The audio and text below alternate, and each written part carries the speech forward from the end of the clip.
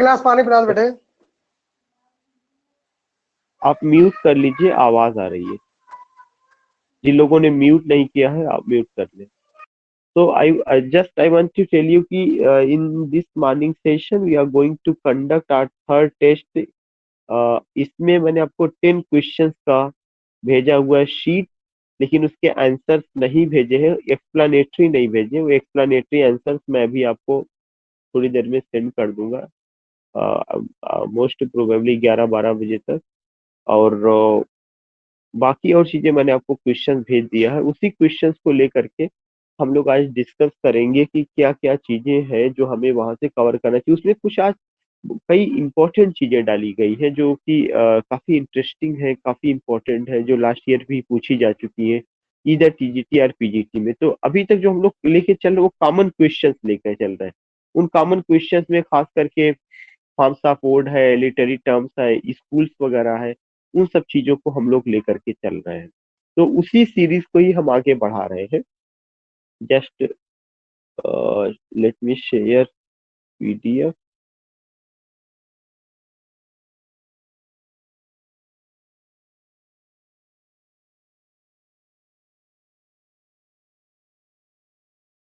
Here you will find कि हम लोग जो एक टेस्ट सीरीज करा रहे हैं जेएस इंग्लिश लिटरेरी सोसाइटी के बैनर तले करा रहे हैं, और आज जो है सेट 3 हम लोग शुरू करने जा रहे हैं। आई थिंक कि ये चीज विजिबल है आपकी स्क्रीन पर। Yes sir. Is it yes sir. Okay? देखिए, इसमें जो सबसे पहला क्वेश्चन है ये 2005 के टीजीटी में आ चुका है और 2013 के भी पीजीटी में। 2005 के टीजीटी में और 2013 के पीजीटी में पूछा जा चुका है। और कौन सा क्वेश्चन पूछा गया है? The occurrence of the same letter और साउंड।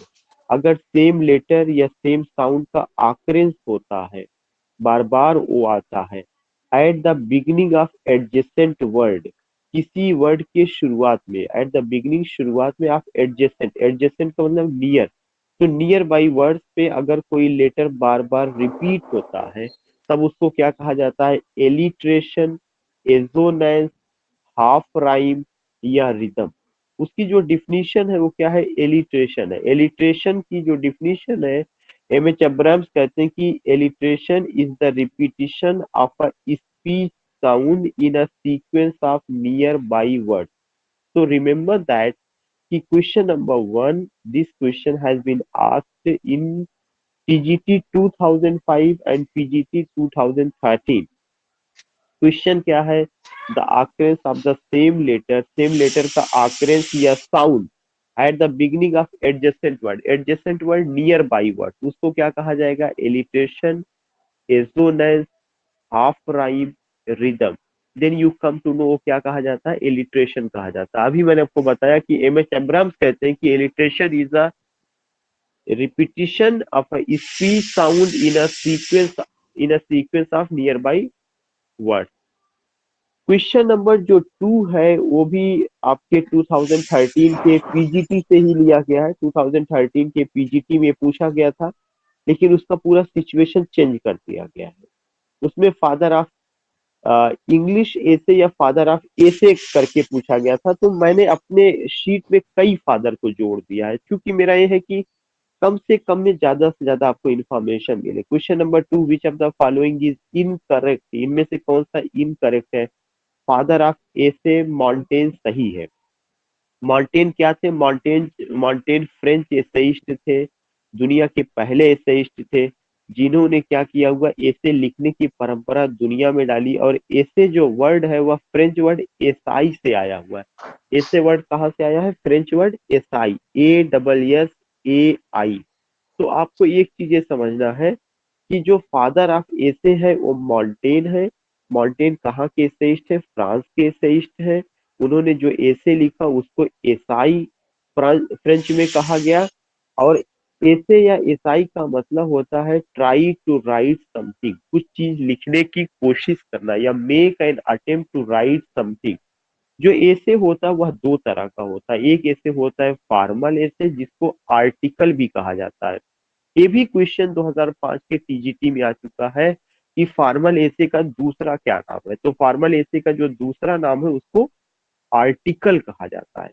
फॉर्मल एसे में राइटर जो है क्या करता है, अपने बारे में बात ना करके बल्कि जनरल मैटर को लेता है। जैसे इंग्लिश लिटरेचर में फ्रांसिस बेकन फॉर्मल एसेइस्ट है। इसी तरह से इनफॉर्मल एसे होता है। इनफॉर्मल एसे में राइटर अपने बारे में बात करता, अपने परिवार के लोगों के बारे में बात करता। और इनफॉर्मल एसेइस्ट के बड़े राइटरों में कौन आते हैं, आपके चार्ल्स लैम्ब आते हैं। तो क्वेश्चन नंबर 2 जो है उसमें इनकरेक्ट ढूंढना था, लेकिन ऑप्शन ए करेक्ट है। दूसरा है father of English essay Francis Bacon, बिल्कुल सही है। जो फादर ऑफ इंग्लिश एसे है वो कौन है, फ्रांसिस बेकन है। फ्रांसिस बेकन एलिजाबेथन एज से बिलोंग करते हैं।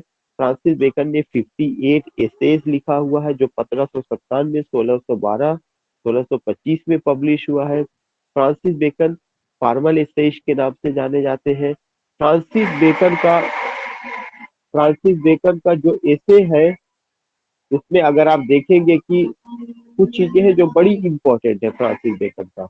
उनमें से कौन कौन सी चीजें इंपॉर्टेंट है, एक तो उनके एसे में जो है फॉर्मल है, फॉर्मेलिटी है, मतलब इंफॉर्मेशन दिया गया है। फॉर्मेलिटी है या इंफॉर्मेशन है। वो सब्जेक्टिविटी को लेके बात नहीं करते, वो पर्सनालिटी को लेकर के बात नहीं करते। तो फादर ऑफ इंग्लिश एसे कौन है, फ्रांसिस बेकन है। किस एज से बिलोंग करते हैं, एलिजाबेथन एज से बिलोंग करते हैं। एलिजाबेथन एज की डेट कब से कब तक है, 1558 से लेकर 1603 ईस्वी तक है। जो आप में से किसी ने अपने आप को म्यूट नहीं किया है, कोई ऐसा जो अनम्यूटेड है।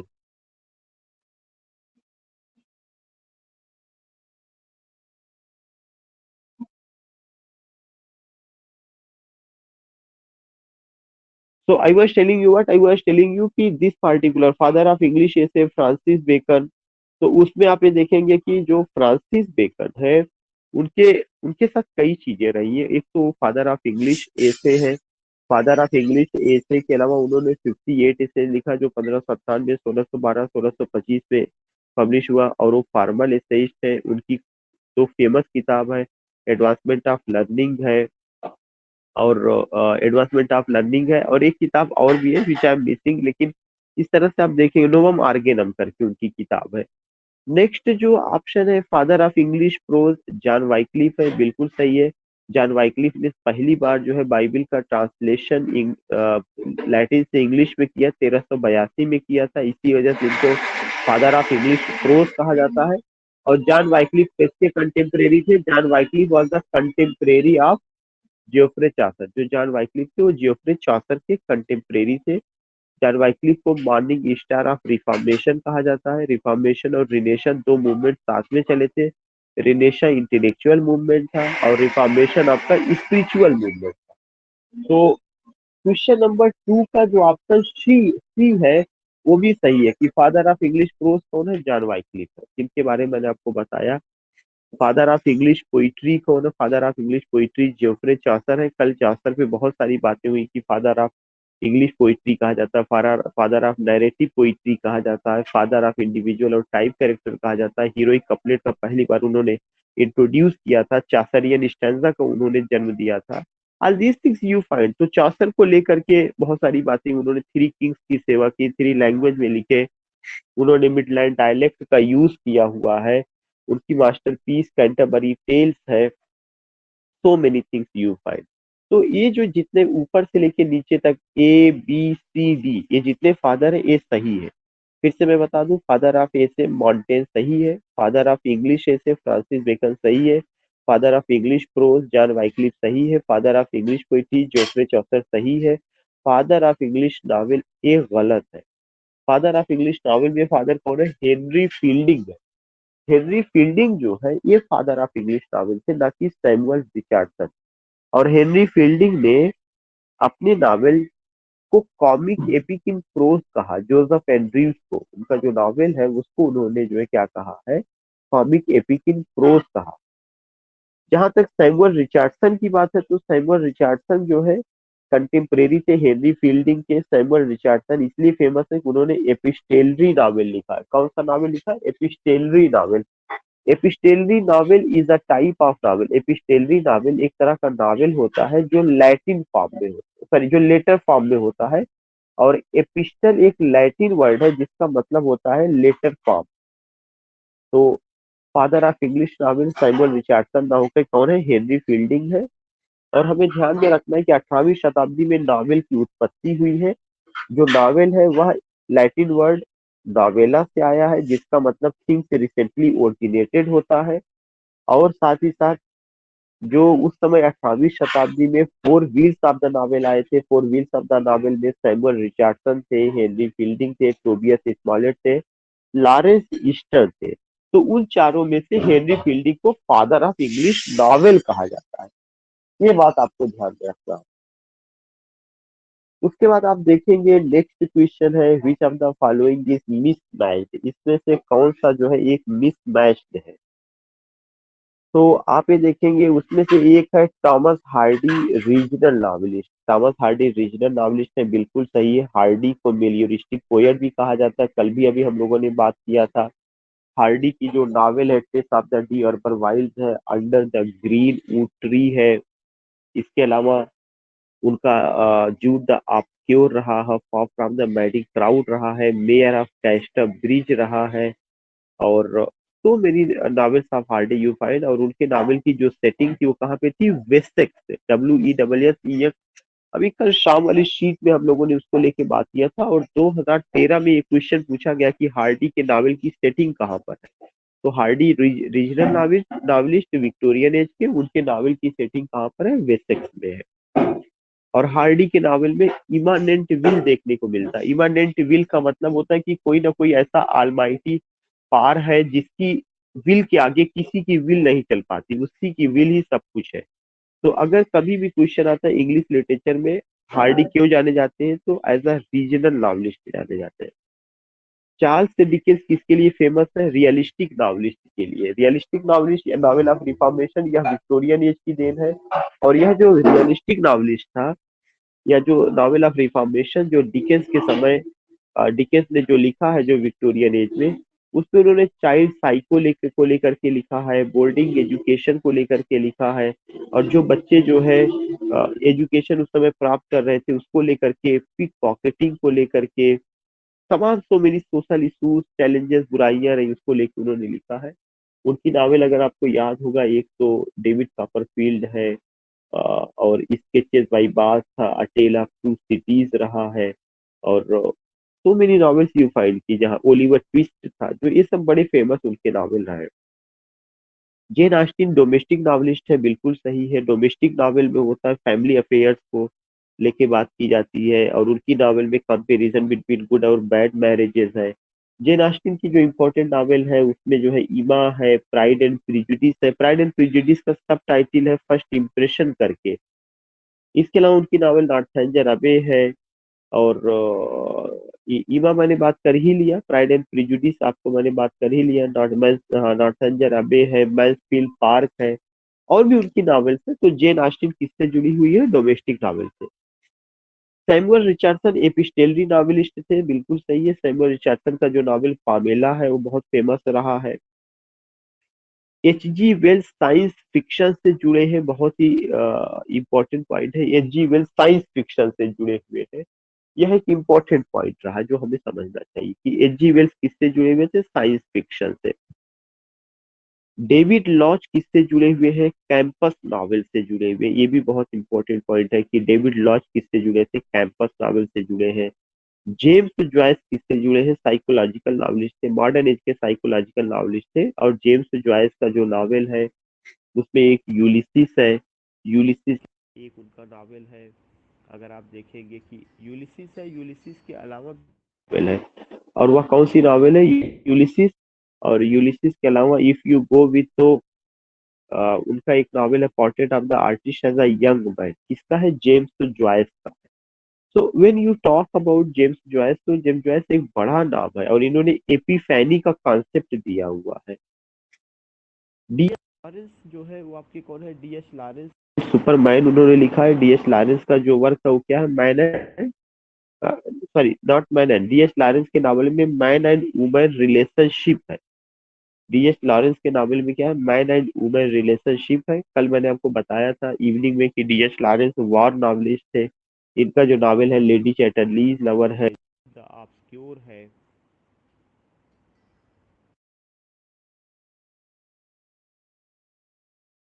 सर आवाज नहीं आ रही। सर कॉल पर हैं।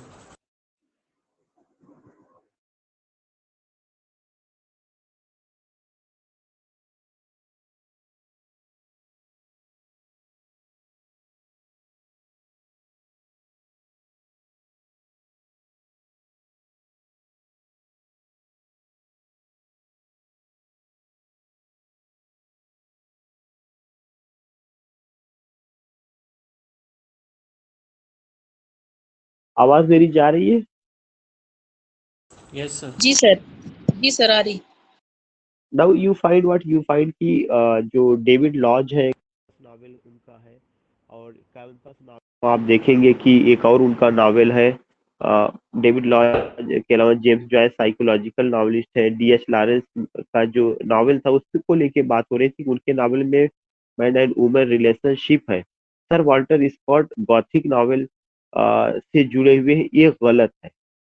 सर वॉल्टर स्कॉट जो है वो हिस्टोरिकल नॉवलिस्ट थे। Sir Walter Scott historical novelist थे। उनका नावल था केनिल वर्थ था, वेवरली है, ये सब फेमस उनका नावल रहा है। तो वाल्टर स्कॉट कहाँ किससे जुड़े हुए हैं? वो एक हिस्टोरिकल नॉवलिस्ट थे। तो एक शीट में लगभग लगभग नॉवेल्स के जो टाइप्स है वो आपको पता चल गया है। गॉथिक नॉवेल से कौन जुड़ा हुआ था? गॉथिक नॉवेल से जो है होरेस वालपोल का कैसिल ऑफ ऑटरेंटो था, जो 1765 ईस्वी में पब्लिश हुआ था, उनका रहा है। और सर वाल्टर स्कॉट क्या है? हिस्टोरिकल नॉवलिस्ट है। तो आप अपने साथ साथ पेन और कॉपी अपने साथ रखा करिए। If you find any point you can note down, इसको कोड में जल्दी जल्दी करके नोट कर लीजिए, ताकि वो आपको पता रहे एक्सप्लेन करने में कि अगर नया पॉइंट मिल रहा है तो यू कैन अंडरस्टैंड। बाकी वीडियो तो रिकॉर्ड हो ही रहा है, जो अगर दिक्कत होगी नहीं समझ में आएगा वहां से आप जा सकते हैं। तो ये क्वेश्चन नंबर 1, 2 या 3 को लेकर के किसी को कोई डाउट, कोई क्वेरी?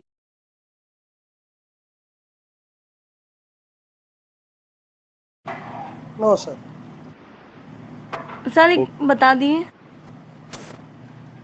हेलो क्या जी? सर, ये फॉर्मल एसी का सेकंड नेम आपने बताया था, एक बार फिर से बोल दिए। Article. Okay sir. Question number 4 है, which of the following is not true? इनमें से कौन जो है ट्रू नहीं है? An elegy is a song composed on the death of someone or the last of anything. Elegy एक गीत है जो किसी की मौत पर या किसी वस्तु के खो जाने पर लिखा जाता है। बिल्कुल सही है। Dirge, monody, threnody and pastoral elegies are types of elegies. ये हम सबको पता है कि हाँ, डर्ज, मोनोडी, थ्रिनोडी और जो पेस्टोरल एलिजीज है ये टाइप्स ऑफ एलिजीज है। जो डर्ज की स्पेलिंग DIRGE होना चाहिए था, यहाँ पे एक ई बढ़ गया, आर के बाद जो ई आया है ये गलत है, स्पेलिंग उसकी है DIRG। एंड रिमेम्बर दैट कि जो डर्ज होता है यह क्या है कि यह ग्रीस, यह जो है वर्सिफिकेशन होता है जिसमें ग्रीफ को एक्सप्रेस किया जाता है। Expression of grief through word on the death of someone, जो भी इस तरह की चीजें आप देखेंगे। और जो थ्रीनोडी है, थ्रीनोडी इज इक्विवेलेंट टू डर्ज। जो डर्ज है वही थ्रीनोडी होता है। मोनोडी में सिंगल लैमेंटिंग पर्सन दिखाया जाता है। पेस्टोरल एलजीज में जो सेटिंग होती है वो विलेज एरिया में होती है, और जो उसमें शेफर्ड और शेफर्डेस का मॉर्निंग दिखाया जाता है एक दूसरे के ऊपर। ऑप्शन जो सी है, सी कह रहा है कि the word pastoral came from Latin word. जो वर्ड पेस्टोरल है ये कहाँ से आया है? लैटिन वर्ड से आया हुआ है, जिसका नाम क्या है? जिसका नाम पेस्टर है। The word pastoral came from Latin word.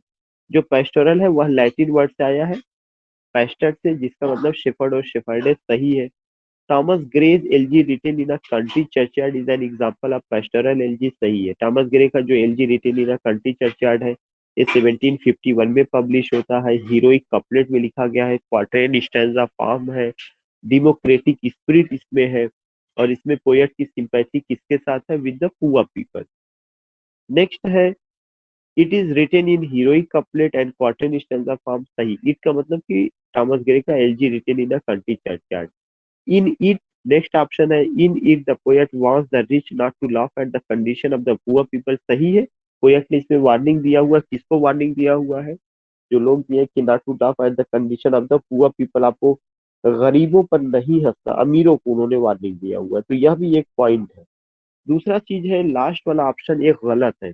It has autocratic spirit. Autocratic spirit का मतलब होता है कि राजतंत्र, राजतंत्र का मतलब जब उसमें राजाओं के बारे में बताया जाए, उनकी अधिकारों के बारे में बताया जाए, उनकी शक्तियों के बारे में बताया नहीं, इसमें आम आदमी के बारे में बताया गया, इसलिए इसमें कौन सा स्पिरिट है, डेमोक्रेटिक स्पिरिट है। तो इट हैज ऑटोक्रेटिक स्पिरिट, यह गलत है। ऑटोक्रेटिक स्पिरिट की जगह क्या आना चाहिए, इट हैज डेमोक्रेटिक स्पिरिट। सबको क्लियर हो रहा है? Yes sir. Question number 4 clear हो गया? ओके।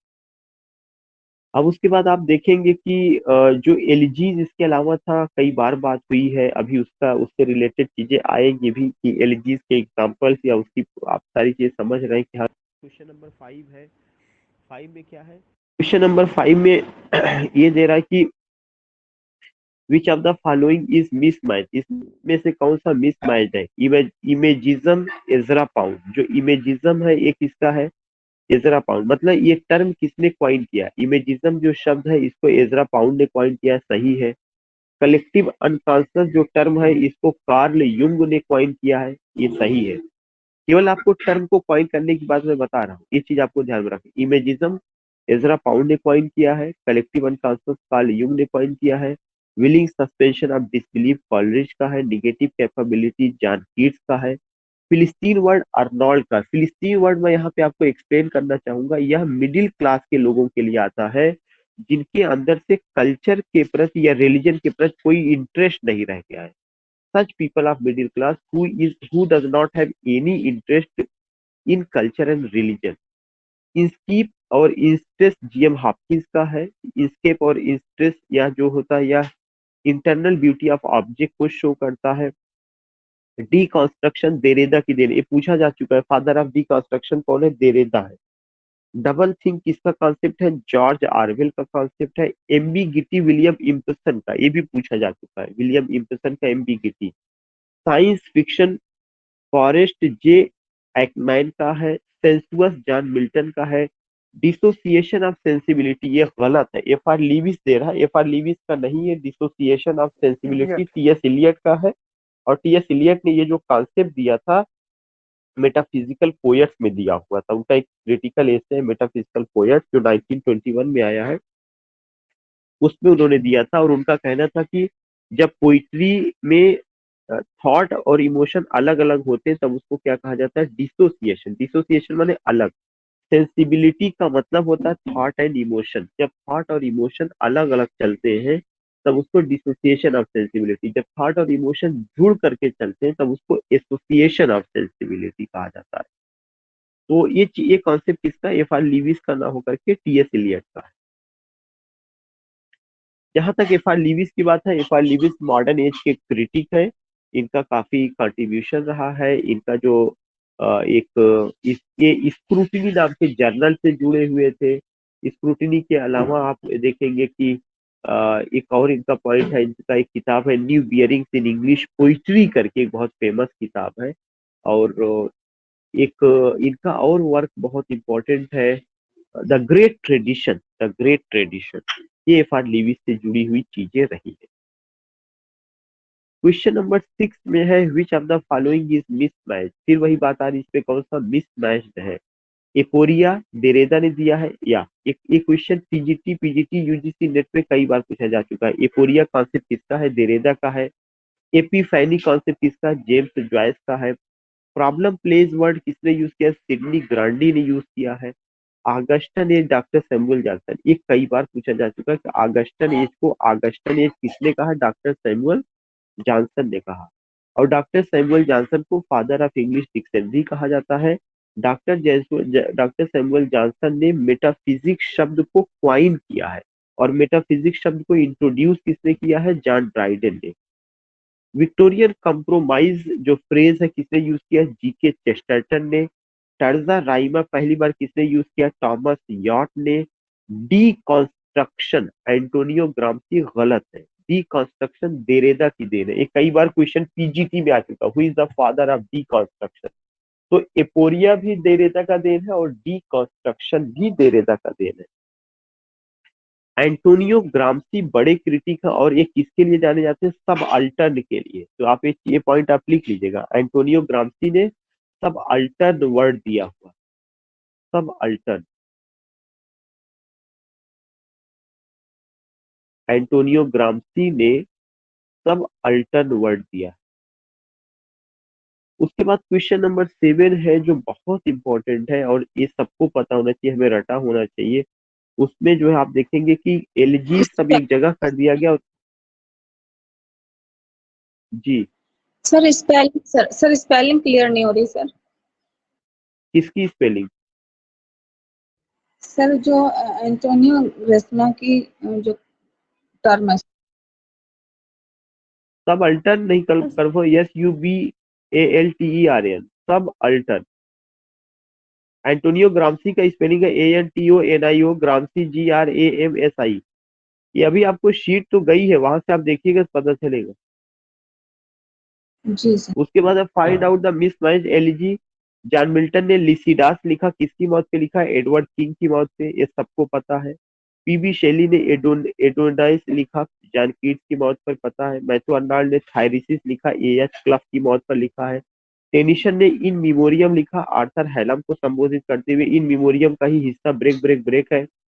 मैथ्यू अर्नाल्ड ने रग बाई चैपल लिखा, अपने पिता टॉमस अर्नोल्ड की मौत पर लिखा हुआ है।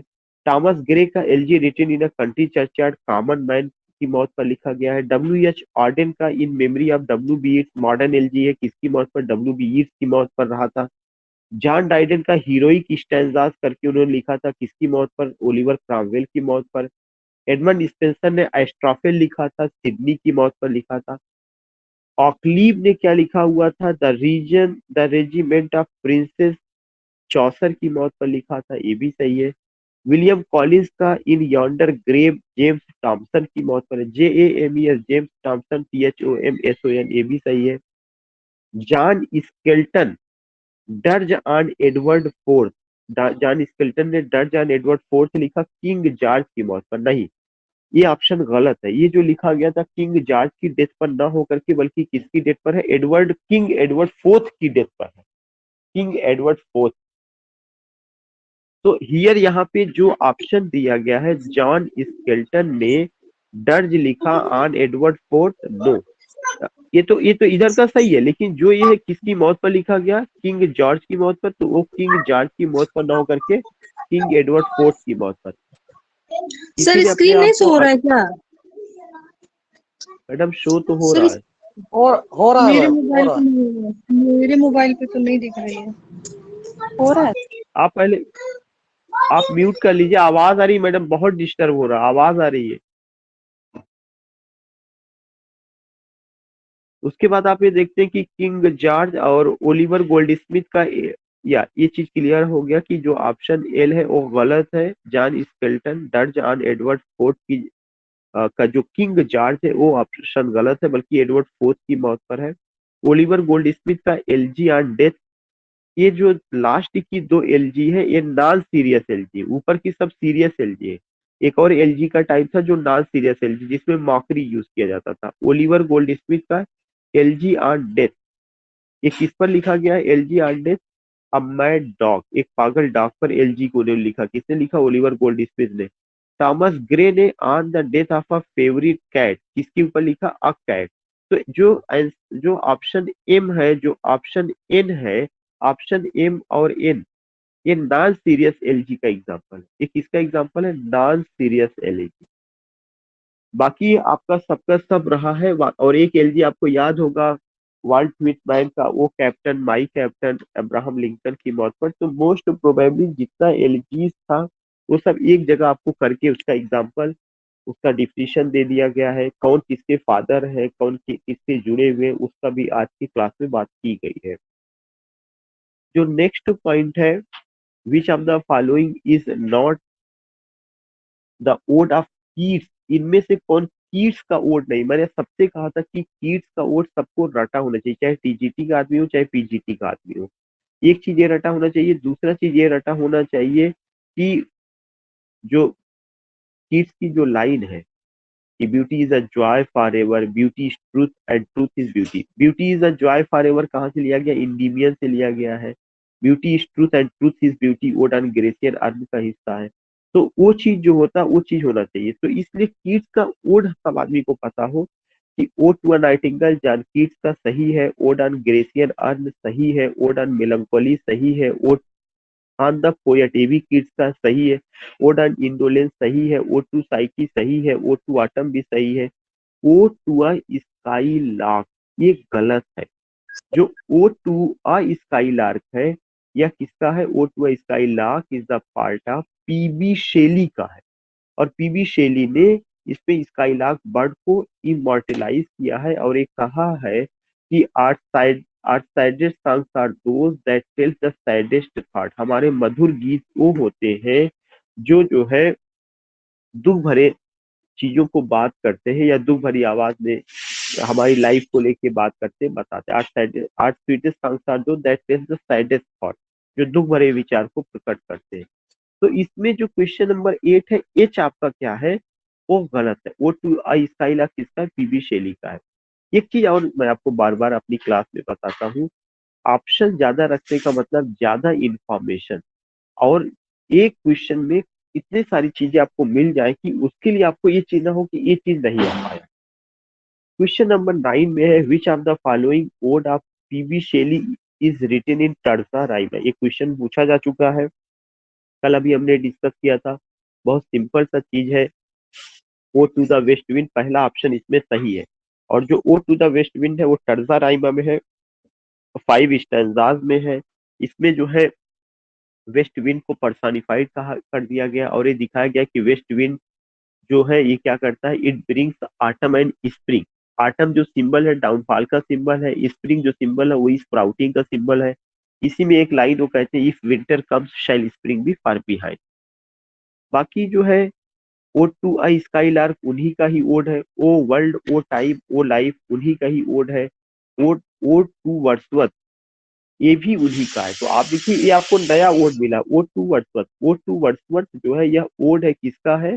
पीबी शेली का। भी जब मैंने पीबी शेली पे लेक्चर लिया था पीजीटी वाली क्लास में, तब मैंने इस पे बताया था, और इसमें उन्होंने वर्ड्सवर्थ को क्रिटिसाइज किया है। तो ओ टू वर्ड्सवर्थ उन्होंने लिखा हुआ था। क्वेश्चन नंबर 10 है which of the following is mismatch. इसमें कौन सा एक मिसमैच्ड है? Ode to evening William Collins सही है, ode to the skylark ये चीज आप ध्यान में रखिएगा, ode to the skylark और ode to a skylark ये दो चीज आपको ध्यान में रखना है। Ode to a skylark PB Shelley का, ode to the skylark William Wordsworth का, ये सही है, इसलिए इसको कंसेंट्रेट होकर के ode to evening William Collins, ode to the skylark William Wordsworth, ode to a skylark PB Shelley. The cuckoo Chaucer का है, ओ टू कुक्कू वर्ड्सवर्थ का है। ये भी चीज आप ध्यान में रखिएगा, द कुक्कू किसका? चौसर का है। ओ टू कुक्कू किसका है? वर्ड्सवर्थ का है। Ode to progress of poesy Thomas Gray का सही है। Ode on the death of duke Wellington Tennyson का सही है। Ode to rejection ST Coleridge का सही है। Ode to spring Thomas Gray का सही है। ओ टू स्प्रिंग भी बहुत इंपॉर्टेंट है यूजीसी नेट वालों के लिए। द बार्ड विलियम कॉलिंस से गलत है, द बार्ड जो है ये भी थॉमस ग्रे का है। The bard ode to spring, और साथ ही साथ एक और जो लिखा गया है ode to progress of poesy, ये तीन किसका है? थॉमस ग्रे का। तो द बार्ड का जो आंसर है, सही आंसर क्या है? थॉमस ग्रे का, क्योंकि विलियम कॉलिंस ने कौन सा वर्ड लिखा था? ओ टू इवनिंग उन्होंने लिखा हुआ। तो in this way you came to know about ode. आज को ज्यादातर एग्जाम्पल को लेकर के ओड को बात किया गया, एलिजी को लेकर के बात किया गया, एसे को लेकर के बात किया गया। जो ये सब पूछे गए हैं पेपर्स में, ऐसा नहीं कि उसको वो किया गया है, ये सब लास्ट ईयर पूछे गए हैं। तो in this way you have done. अगर मुझे समय मिला तो शायद हो सकता है मैं एक शीट और लेकर के आऊं, और इन द इवनिंग अगर मुझे समय मिला तो। बाकी अभी मैं कुछ कह नहीं सकता हूँ, ठीक है जो है मैं। Excuse me sir. Thank you sir. जी सर 9 वाला आंसर एक बार बता दीजिए। मैडम शीट हमने वो कर दिया, उसको जो है आप में से जिन लोगों को पता हो